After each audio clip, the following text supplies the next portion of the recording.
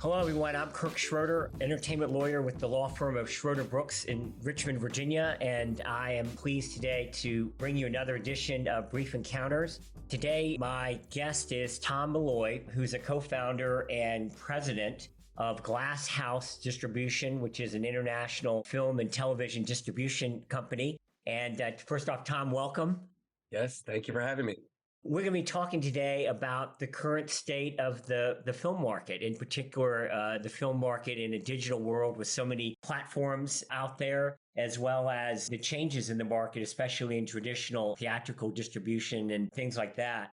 So why don't we just go ahead and jump into it? Tom, just for our audience, why don't you tell them just a little bit about your company's reach and some of the things that your company does?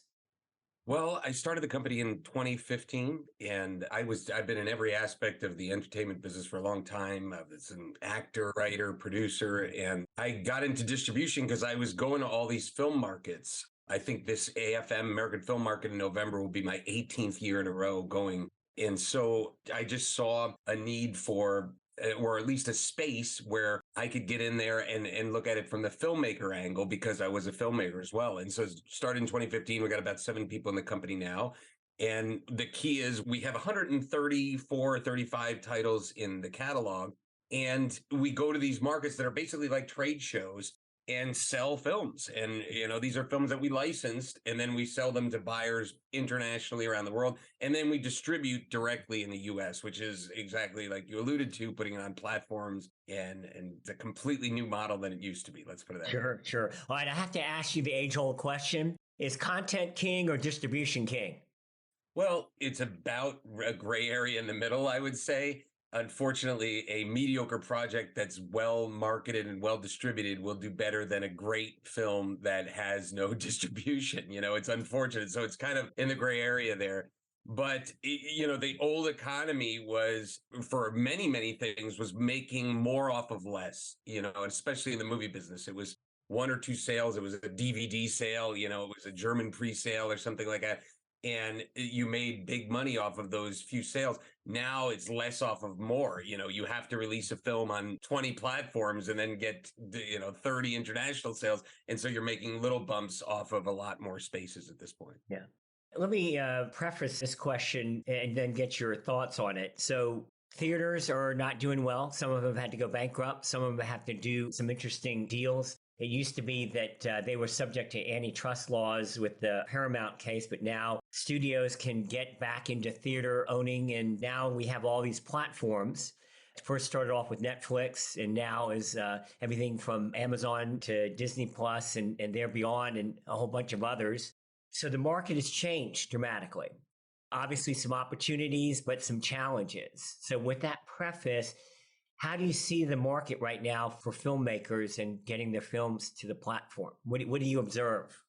Well, it's tougher and tougher for films to monetize. I mean, look, you have the bigger studio films, and theatrically, COVID aside, if you just take COVID and put that over there, theaters are doing okay, and it's so they're coming back, and they're still. I mean, I think it was Creed 3 this weekend made, a ton of money. And those are high budget films. Yeah. Yeah. So when you're talking about indies, there are runaway successes. And, my friend just produced a film called Winnie the Pooh. It was a horror movie, Blood and Honey. It was about Winnie the Pooh horror movie because he found it was in a public domain. He produced this movie and it made millions. And the budget was like, $50,000. It was nothing. But what platform did that make it on? It hasn't been released on platforms yet. It's only theatrical. Now, the theatrical with that was through a company called Iconic Releasing. And so that company itself is almost like a Fathom Events that does events in movie theaters, and they have the ability to put it in theaters, across the country. But I mean, I had a film that I produced that was in theaters in October in 38 screens across the country. And, it's the key is, yes, theatrically is not maybe the best play for an independent filmmaker. And it's so tough. I mean, trust me, I have an online platform called Filmmaking Stuff. And these are conversations that I have all the time, questions that come in about smart budgets for movies. And now, if you want to definitely monetize your movie, and I say definitely, even with an asterisk, make a movie for like 50,000 and under, but make it look great. I mean, that sounds so impossible, but I know friends that have done it. If you want to try to make those movies in the $2-3 million range, you have to get somebody behind it, like a streamer, like Tubi, like Roku, that'll fund it. Those are the ones that'll do those medium range. Amazon, Netflix, they're doing $90 million movies, $100 million movies, so they're not even going to touch that stuff. So the only way to get that kind of indie mid spot is to get the mid-sized streamers. Yeah. And so interesting because you make an excellent point. The challenge these days is monetizing, which is, getting at least your money back, if not a return on that. Yet I find in my law practice, there are more and more filmmakers out there. It has not in any way diminished the market of people who want to make films, especially now because the entry point to get in is much easier than it was, 10 years ago, 5 years ago, maybe? Yeah. I mean, the key I would say is technology, right? When I started in this business 20 something years ago, you had to get a 35 millimeter camera or even a 16 millimeter camera to shoot on film. And that entailed a certain amount of crew and a certain amount of cost and expertise. Now my iPhone is, as good as that 60, better than that 16 millimeter camera. Or I can go to Best Buy and get a camera that looks amazing. So the barrier to entry technology wise has helped. So anybody can shoot a film. That doesn't mean that they'll make a good film or a sellable film. So I think that you still have to take the right steps, which would be doing it in a marketable genre.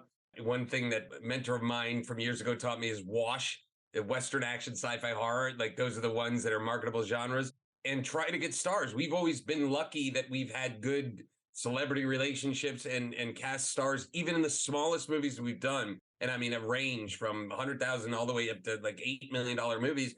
And we've been able to get the actors in there that were worth more. B level, C level, or do you ever get A level actors? Well, I mean, look, when you're talking about the A, it's so tough to define because, you can't, go to IMDb and go, hey, what letter are they? And for our audience, that's a rating system I think the Hollywood Reporter had in Variety on box office success. A level actors, B level, C level. But again, I mean, like when you're talking about the true A list, I'm talking, the Matthew McConaughey, George Clooney's, it's like those people, those are gigantic stars. I would say if you're only putting those and making them exclusive, like they open a movie, like, yeah, we've worked with Betty White, Billy Zane, Ray Wise. I mean, all these recognizable faces. I mean, I think the key that we used to use is you don't have to explain the name. It's like, sure. Even if they're like I did a movie with Ed Asner, it's like, okay, he's not a huge marketable star, but it's like, I don't have to tell you who that is. You're going to go, oh, yeah, of course. Yeah. And, it's like, so there's so many, Carrie Elways, Tim Hutton, and of course, they're all great. I just wanted to get just an overview. Let's get into just some details. Sure. So one thing I have always been fascinated with your company is how you market being transparent. Because obviously, when you're a filmmaker making a deal either with a producer rep or with a distributor or aggregator like, I don't know, Gravitas or somewhere like that, you'll get some percentage of a net profit and you're not really sure what will go into marketing and anything else. When you talk about transparency, what makes your company different or what needs to be transparent? And then we'll talk about some of that transparency in just a bit. How do you feel your company has done with transparency that's different than what a filmmaker might find in other companies or distributors? Sure. Well, the company was started by myself and a guy named Brian Glass, who was the financier. And so that's why there's the glass. But then it became the double entendre of the Glasshouse. You could see everything going on. But I guess the key was we just upfront with everything. Like, for example, we just got back from the EFM Berlin, the European film market. And to all the films that we were repping there, we show every buyer that had interest in them. When I was a filmmaker and I dealt with other film companies, they never show me what buyers. I mean, I just was hoping, like, oh, geez, literally, we give them a report. We say an interest report. It says every buyer and what territory they represent.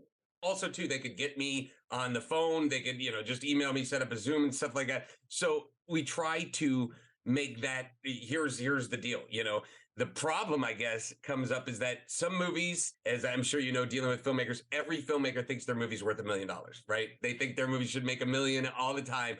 And they think that, if you're not making the money for the movie, like that you're doing something wrong. And it's like, we go to these markets, we pitch the hell out of every movie to these buyers. But at the end of the day, the buyer's got to watch the movie and then make an offer on the movie. And if they don't, like I think of a couple of movies where, I mean, we gave everything into the pitches, but the buyers just weren't buying them. And, sometimes the filmmaker's like, what's going on? It's like, it's not our fault. Like, we try everything. And then there's some movies where I think, this movie might do it. And they do bonkers. They do incredible business. So you can never tell. It's just, at least with us, I pride ourselves on being upfront. We'll tell you if your movie's not making money or your movie's killing it.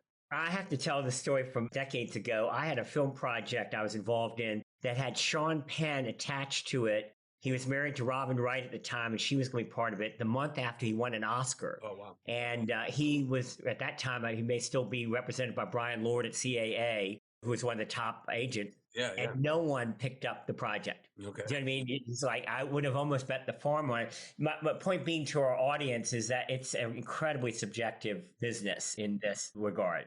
We had a film sent to us that had a major A-list. I guess I could say it was Anthony Hopkins, but the movie was directed by his wife and it was black and white.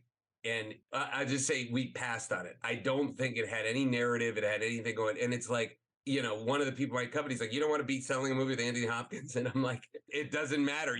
Oh, I got Brad Pitt. I got his worst movie ever. It doesn't make any sense. And I don't think we would have sold even, one or two places at most. It just wouldn't have worked. Yeah. And I think, and just say this for our audience, I mean, word of mouth can kill a film or make it work. And even if you have a big name actor or someone, if it's really a bad film, word of mouth will kill it fairly quickly. So let me ask, what's a typical deal like? If someone is coming to you, are you just taking a percentage off the top and then helping them negotiate with the buyer based on territory? If you're picking up a film, what are like the key terms that they're negotiating with you? And then let's talk about what are typical terms that a buyer might take. Totally. And this is where the transparency comes in, and for us, it's like we're a 75-25 split. So we think for every dollar we get a quarter, you get 75 cents. But the key that somebody should look for is a couple things. One is what are the expenses up front? We charge as low as expenses as I have seen, which maybe ultimately was a mistake. But I mean, there's some companies that charge, $50,000 to $100,000 in expenses up front. And it's like, you look at it's like a marketing. And that will be deducted from the fee right off the top. Exactly. Well, I usually try to negotiate a cap. A cap is good. Or verifiable expenses, you know what I mean? But I mean, it's like our expenses run anywhere from $3,000 to maybe 15. And that 15 is if we did a ton, we had a PR company and we might have put in theaters. It's like, So we're keeping everything low. My cap is usually at 10. I usually say, let's cap at 10. If it's anything above 10, then we'd see. But keep going, please. No, and it's fine. I mean, so what I'm getting at is that we never wanted to make our money off of expenses. We want to make our money off of the splits, meaning if we sell the movie, that's how we're making money for both the filmmaker and ourselves. So that's the first thing. The other thing is, one thing that we do that I haven't seen in any other company is we have terms like if first year, if we don't make X, you can take the movie back. Second year, if we don't make X. Third year, if we don't make X. So minimums, right? And I've never seen anybody do that. And the reason I haven't either. That's amazing. Thanks. No, the reason being is that I don't want to hold on to a movie if we can't sell it, number one. And two, I don't want a filmmaker to go, well, I signed with them. I'm screwed for 10 years. You know what I mean? I didn't want that to be the case. So we put that in. And, there are some films that, like I said, the scenario where I gave you before, where they expected, $1 million, they didn't get it. So they go, we'd like to take the rights back for the rest of the territories, which is fine. I never go, what the hell's wrong with you? I go, sure, we're not getting the sales that you expected. It's okay. So those are the things that I would look for is the expenses, the term length, how long are you're going to have their film? And then also look for passion. Are they excited about your project? That doesn't always translate directly into sales. There's been movies where I'm super excited about, but buyers weren't buying them. But are they going to go out there pushing it? And that's one thing that there's a lot of great companies out there that really push. A lot of our competitors, I see them pushing their films for their filmmakers. And that's great to see. Distribution has gotten a bad rep at times because people thought they could self-distribute and do this and that. And it's like, you can never, ever take a chunk out of the relationships that sales agents and distributors like us have, and we've made for 15 plus years. It's like, how many buyers I know? And it's like, self-distribution would never even take a chunk out of that, unfortunately. So, yeah, no, that's a great model. What are the key issues then when buyers are coming to the table? I mean, I think generally they're going to have their expenses. There may or may not be an advance. There's going to be some percentage split. What are some of the things that filmmakers need to understand when a buyer is buying their film and you're negotiating that to try to get the best deal? Well, yeah, that's the for one. You just said it. Basically, it's like they should know that we're trying to get the best deal, no matter what. The other thing of that is that the numbers are just not what they used to be. UK, where a buyer would come in for 30, 40,000, they're like 5,000, or rev share. It's like, oh no, like, and things have just not recovered to the point. And I don't think they ever will. I just think there's not as much money to be made on the digital platforms. So obviously, there's a different set of numbers for theatrical distribution, like the films that are going to go in. But even that will depend on how many theaters and what the rollout will be versus what the numbers look like on a streaming platform. Or am I right about that? Well, yeah. I mean, obviously, look, see, the one thing that they'll say is cast, so it's like there'll be buyers that'll come in and say, we're looking for big theatrical movies. Like, who do you have with big A-list cast, And it's like, we have a film right now called The Ravine, great movie. It's got Eric Dane, who was star of Grey's Anatomy and one of the stars of Euphoria.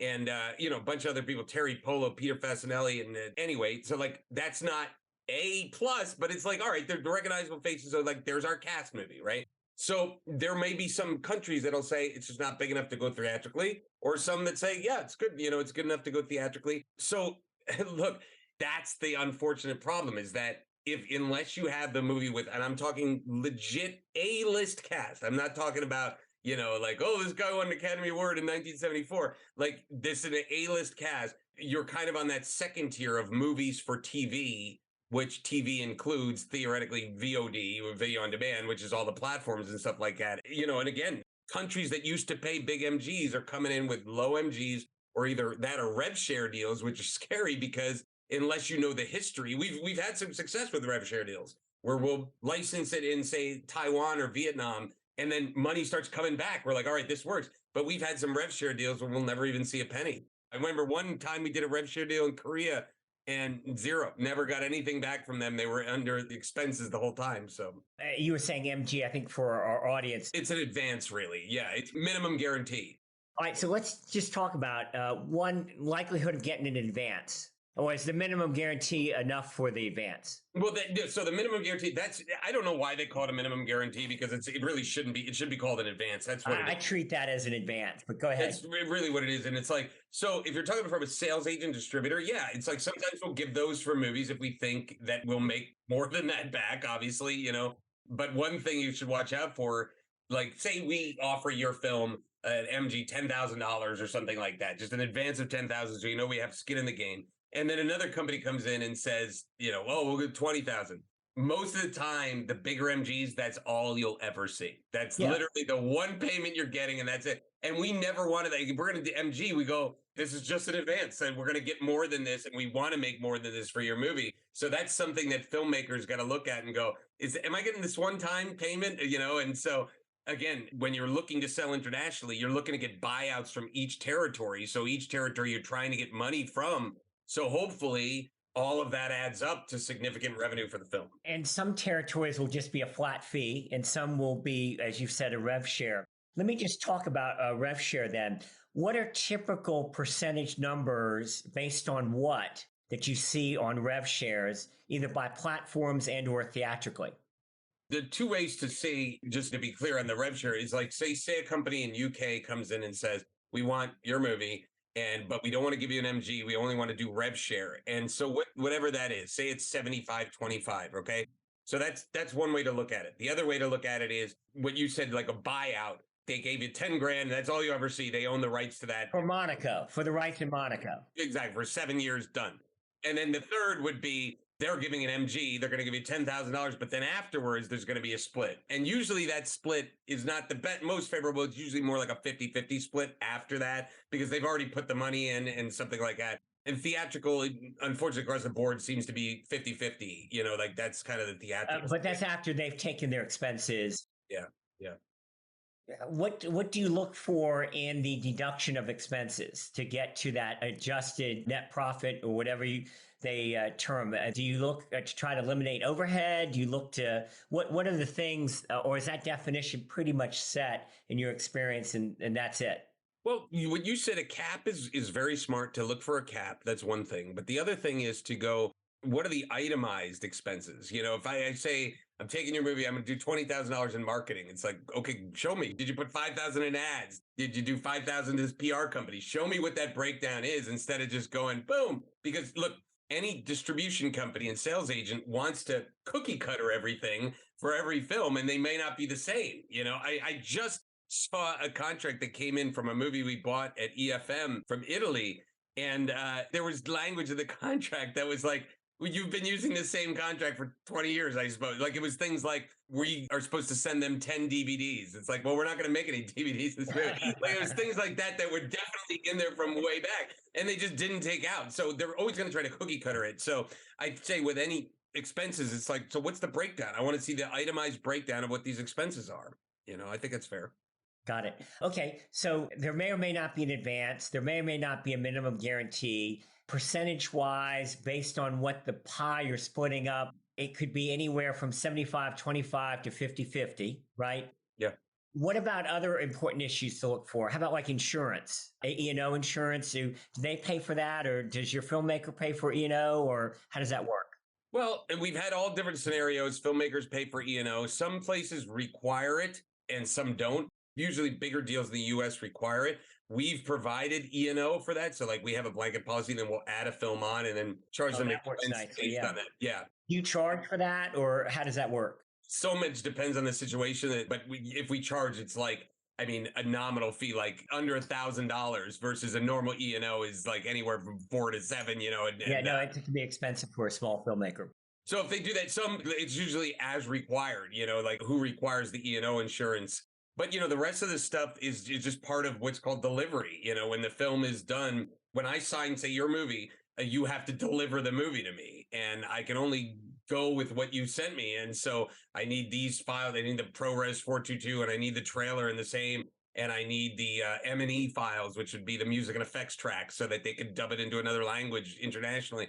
And the captions, I need those things. And the Photoshop poster. So sometimes we'll remake the poster. Sometimes we'll remake the trailer. It all depends, just to try to get the best sales and best penetration for the film, I guess. Yeah. I just had a documentary where my client was upset about the poster, and we spent more time, with arguing over the poster. All right. So percentage, insurance, rev share, minimum guarantees, advances, delivery, which can be expensive depending on who's bearing those costs, and making sure that the technical as well as the creative elements are there. What other issues are important that a filmmaker would want to know about, or that you need to educate filmmakers about?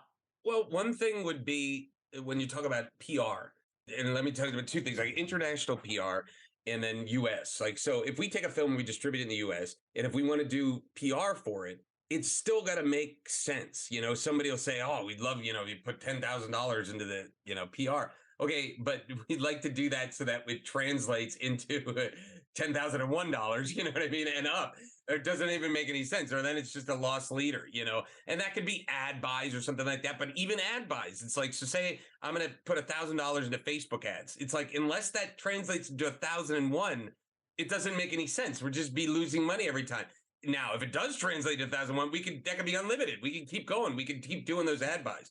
But the thing that filmmakers also have to understand is that there's no reason for us to do any PR internationally. Like, if a UK company comes in, High Flyers comes in, buys your movie, boom, like that's it. They do the PR. Like, they're responsible for it. They paid for the movie. So they're responsible to put it out there. And so filmmakers are always wondering how you're going to market this and how you're going to market that. And it's like, well, the marketing is going to the film markets and selling the movie with the posters and the trailers and pitching it and all that stuff. But then once the international buyer buys it, that's on them. That's on them to do that.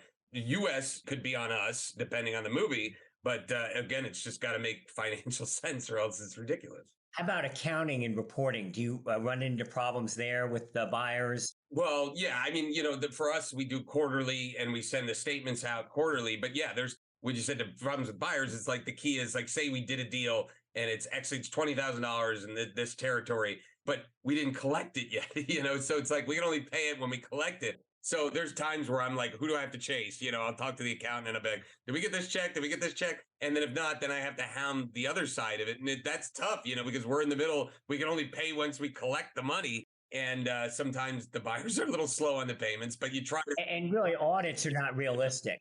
You can't audit international companies. It wouldn't be worth the money. But the key also, look, we're in IFTA. It's the Independent Film and Television Alliance. It's the kind of overseeing body of films and, the real sales agents and distributors.